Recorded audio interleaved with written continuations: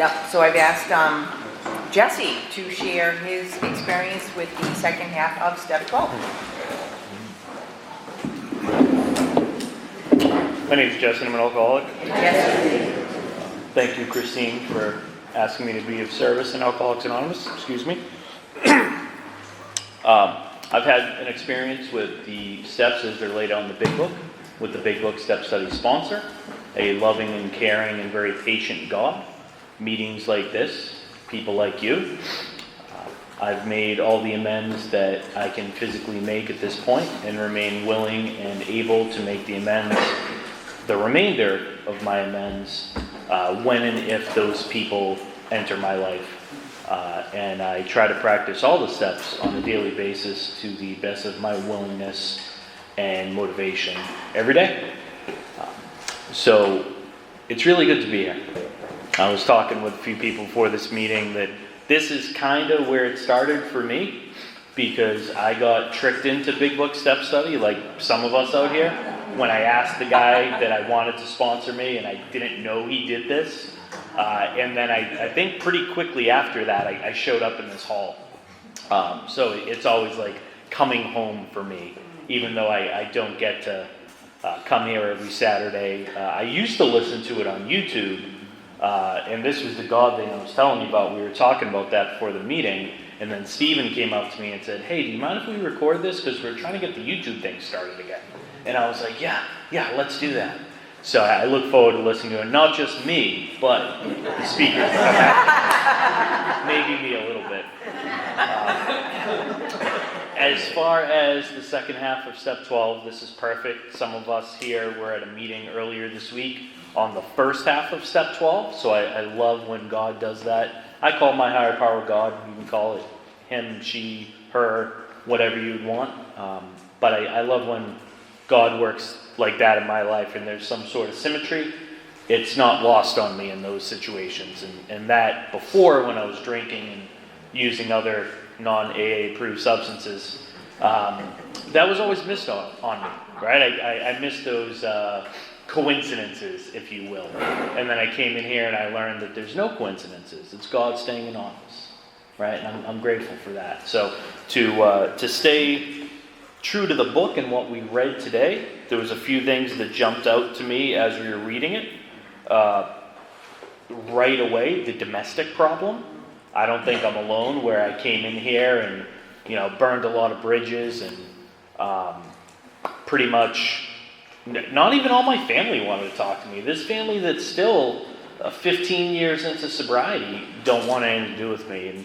And as much as that hurts, if I'm honest, like my one cousin who I grew up with, and I put him on a pedestal as the older brother I never had.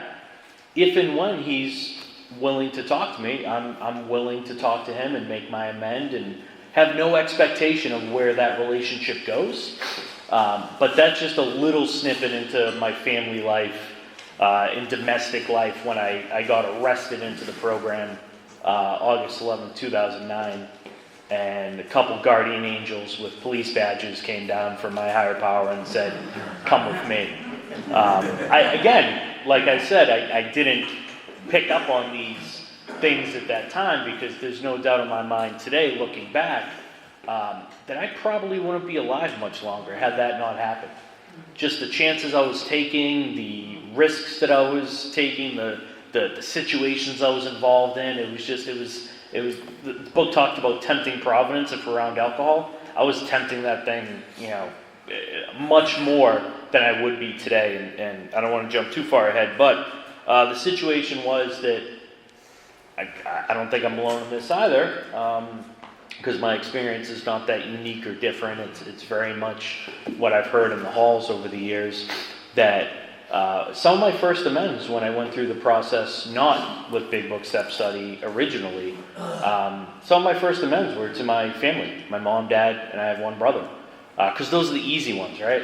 For the most part, they just want you to be okay. Usually. I don't want to paint with a broad brush, but in my experience, it looked like flying down south, because they live down south, and spending Christmas with them for the first time in however many years, spending a good chunk of time together with them, and the cops weren't called at all. And that was different, because some of those things that I made amends for, actually to each of those people, my mother, father, and brother, all involved the police, courts, arrests, all, with each other. So, yeah, there was something different. All right, and then I also took a hostage. I know I'm the only one in here to get in a dysfunctional relationship and active addiction, but I did, and that looked like we met when we were 14. We met at a Catholic sleepaway camp. She thought she was getting a good Catholic boy, as her parents did. That quickly unraveled into homelessness, arrests. She started showing up at jails to visit me. There was actually an active restraining order for a year. She didn't really want it, at least that's what she tells me today. But her dad really wanted it, because me and her dad didn't see eye to eye a lot. So we for the most part, stayed away from each other for that year. But fast forward, I get sober. She's still in my life. And, I have a sponsor at the time that says, hey, you really need to work on you. Take some time. I want to say 6 months, but the time period's really irrelevant to this. The point was, I focused on my sobriety and my recovery and my program. And I really credit that with us being together. We just celebrated 10 years of marriage last month. And I didn't say it for that. When she listens to this later, thank you for that, guys. And that wasn't like, it's nice to say up here and it sounds cute and stuff, but there was a lot of instances in early recovery that it's like, I might need to let this person go because I'd be selfish to keep them around. I actually had a pastor, the guy who ended up marrying us, I won't say exactly what he said, but it was very direct and to the point, like, hey, you either do this or you let her go, because this whole, taking a hostage thing and recovery and trying to practice these spiritual principles, they just don't jive with each other. And I took that to heart. And, other family members as well, like I had mentioned my cousin, but, extended family that kind of tying a lot of what we talked in here about. I get to talk about playing old whoopee parties. Yeah. I'm so excited, right? There's been a lot of opportunities in recovery to be there for family members when I had a legitimate reason for being there, at places that serve alcohol, at weddings, at funerals, at Christmas or whatnot. One that just comes to mind right now is because my family knows I'm sober, and because of this work and what you people have taught me, can trust me today.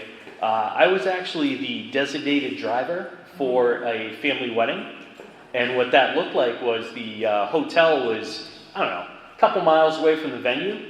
So it was myself and my brother-in-law. We rented a 15-passenger van. We put on suits. They thought we were the hired help, the family that was marrying in. Right? And we're like, no, we're related. And we would shuttle all these drunk people back and forth, right? And I kind of had fun doing that. I'm not going to lie to you, because it was colorful. It was interesting. But then the reality of the situation was, talk about tempting providence. My brother-in-law goes to fulfill another responsibility, and it's my job, once everyone's safely at the hotel, to clean the van. And what do I find in a wedding van full of drunk people? A bunch of booze. And I could have drank it. There was no one there, right? It's just me. And actually, I want to make sure I'm not lying to you. I'm trying to think of what exactly Oh yeah, it was a long day. And it was a good day, but it was a long day nonetheless. So the first thing I did was actually get in the back of the van, and I'm pretty sure I didn't even dump the alcohol out yet. I just took the opportunity to take some quiet time and meditate.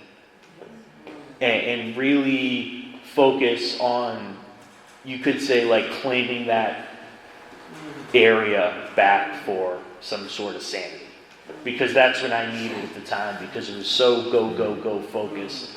And I'm not saying anyone did any bad either. People are allowed to have a good time. I mean, they were doing it the right way, right? That's the whole reason why we did the whole designated driver thing, and they were enjoying themselves at this wedding, and after being around active drinking like that all day, I just needed some time to sort of get centered and quiet, and that's what I did. I cleaned up the van, I went into the venue, we had a great rest of the wedding. That was years ago. They now got like 2 kids, I think, and life is good, right? So, why do I tell you that story? That's one of a million stories that I credit with Alcoholics Anonymous helping me in my life do things that I can't do. Helping me my word mean something today, right? Whereas before it was just lip service, and it was just, this is funny, this just popped in my head. So without getting into specifics, there was a family member that asked for bail money, and asked my father-in-law for bail money, and he said no. And this person very clearly is struggling with some of the same things we struggle with, and it's very sad. But I texted him, and I texted my father-in-law, and I said, hey, I heard you're a bail bondsman now. And we're going back and forth. And it's been so long, he didn't even remember, and my wife didn't remember. I was arrested once and asked him for bail money. And he said no. Yeah, and I sat with that, and I was like, all the words you imagined me saying and plus some, right? But that was a full circle moment for me earlier this month, where it's like, wow, look what AA did, look what God did, look what sobriety did, doing this practicing these principles in all my affairs, right? To keep it right on the step. It would make me look good if I came up here and said all the jargon and the lingo and all the stuff we hear at meetings, but then forgot it all as soon as I hit the exit sign out there, right? You guys would be like, wow, he's a really great speaker. But for the rest of the 23 hours a day that I'm not with you guys, I'd be selling myself short. I'd be selling the people around me short, right? So I've learned over the years by practical experience to practice these principles in all my affairs. And what's that look like, right? I'll jump right to the end because I love the prayer. I take it as a prayer on 102. Your job now is to be at the place where you may be of maximum helpfulness to others. And I say that as a prayer every day, and I have for years. And I consider it a dangerous prayer because I never know what that's going to turn into. Most days it's just kind of middle of the road, just being, packing what I can into the stream of life. Some days it's those instances that I've already highlighted for you where I get to do some pretty cool stuff because I'm sober in AA. And it talks in here about having a legitimate reason, going places. Don't start isolating now. Alcohol isolated us enough, right? We wouldn't want to be isolating when we want to be part of life. And that's been my experience as well. I got sober in my 20s. I thought life was over. I didn't see a future where there was no substances in my body and having a good time. Those things were not, they were mutually exclusive. And then I came in, and I think of the people that I got sober with, and there was a lot of people that were around my age. And we had a flippin' blast. And we still do. And I learned how to live, not just have fun, because not everything is puppy dogs and rainbows, but how to live life in recovery, good, bad, or indifferent. Celebrate the highs, be with people and console them, or be consoled in the lows, and, take out the trash when you're supposed to. Right? I didn't want to take out the trash this morning before I came here. It was raining in Gardner when I woke up. It was raining a lot. I was like, man, I told Christine I'd be at the meeting. I'm going to be at the meeting, but I want to just be selfish and do what I want before I leave for the meeting. And then I kept looking at those overflowing trash barrels in the kitchen. And I thought, damn, I can't just leave those there. So I grabbed an umbrella, and I put the freaking trash where it was supposed to be. Sounds simple, sounds small, in the grand scheme of things, it really is. But yet, it's so much bigger than that, too, because it's living life on life's terms. I've been privileged and honored to have 4 men in my life that I got to call sponsor in the last 15 years. And one of them would always talk about doing everyday people stuff. Everyday people stuff. Whatever that looks like. Taking out the trash, mowing the lawn. Before I had a lawn or trash to take out, it was like, just keep my room clean, right? Pay the rent on time, all this everyday people stuff, right? And it came right out of here. It talks about assuming we are assuming we are spiritually fit, we can do all sorts of things alcoholics are not supposed to do. I learned how to tap a keg of beer in recovery. Because pre-recovery, I was a mess. No one trusted me with getting the stuff, purchasing the stuff, bringing it. It was always someone else's job, right? And I just showed up and usually made a mess of the situation if you let me be there. And I say I learned how to tap a keg in recovery because there I was at Gillette Stadium volunteering in one of the concession stands for Sober in the Sun. They have an army of volunteers. I love Sober in the Sun. I went there this year with one of my kids, and we just had a blast. And part of the thing is they run the concession stand, and then Gillette donates some of the money back to any cause. It doesn't have to be in recovery. It can be Girl Scouts or college fraternities or whatever. But there I was, and we're pouring beer for Sober in the Sun, and it runs up. And then someone looks at me and goes, "Hey, can you go switch the keg in the freezer?" And I'm like, "No." But they showed me how to do it. So the next time that ran out, because let's face it, there's a lot of beer flowing at places like that. I said, I'll go fix it. And not once did I think, I wonder what that tastes like. I'll just have a little bit. You got to take the first little, whatever insane thought that used to come right with that. Why no one trusted me with even something as silly and mundane as that, pre-recovery. And on the surface, that sounds nuts, right? But that's just one of the many examples of living life on life's terms. And I don't do that often either. Most often, I feel comfortable. My comfort zone is in a meeting with you people, doing something in AA. Not that I'm fearful of alcohol or other substances. I have a healthy respect for what they did to me, what they can continue to do for me if I choose to put them in my body. Because today, the phenomenon of craving and the mental obsession, that's long gone. If I pick up today, at least the first one, that's on me. I can't blame anybody else or anything else. I can make a great rationalization, but I heard once from a very smart guy that might be in this room and might be my sponsor, that to rationalize is a ration of lies. Yeah, not my words, his, but still a ration of lies. And how often did I do that, if I'm honest with you? Right? So today, I try to tell myself the truth. It doesn't always happen. There's a lot of thoughts that still trying to rationalize up here. The key is, the difference, I think, why I'm still here, is that I catch them before they become actions. We don't get in trouble for our thoughts. At least I don't. I get in trouble for my actions when the thought becomes an action. Right? So what's that look like? Being, have I any good social, business, personal reason for going to this place? I'll end with this.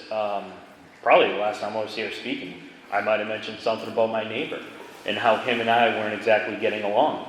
And there was details were irrelevant, but we lived next to each other for a while, and we just didn't see eye to eye. And then something happened where I needed to make amends to him, and now I can't get the guy out of my life. And the rest of his family. His kids, my soccer coach, and his grandson plays with my kid, and we're always at each other's house. And I know where everything is because our houses are exactly the same. So that's kind of weird, but I didn't realize that because I avoided him for a while. So there's a birthday party happening in his family next month, and it's one of these murder mystery whodunit whatever things. And he's been preparing for it. He gave us characters and names, and we get to dress up in costume. And it's a big freaking deal to him. And also, they're all drinkers. He keeps telling me about and he knows I don't drink. I shared that with him, but nonetheless, he's excited. We're going to get a keg, and we're going to have so much fun, and I'm going to transfer him the garage into an old Western jail. And I was like, that's ironic.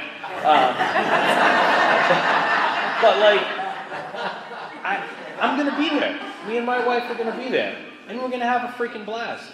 And if it gets out of hand, if it really is like a sloppy, drunken mess, we can leave and walk the 30 feet back to our house, right? But I'm going into it no expectation only to be there to support them because they've welcomed us really overwhelmingly into their life after actions that were on my part very unwelcoming, trying to push them off. So who am I to say like, oh no, I can't go over there, right? That would just undo all this beautiful thing that I know God has set up, because it's really, I know it was from my higher power. So we'll go over there and I'll wear the cowboy hat and call my wife a different name, and she'll call me cowboy whatever, and we'll have a blast, right? And then on to the next thing. So, I thank you all for letting me speak.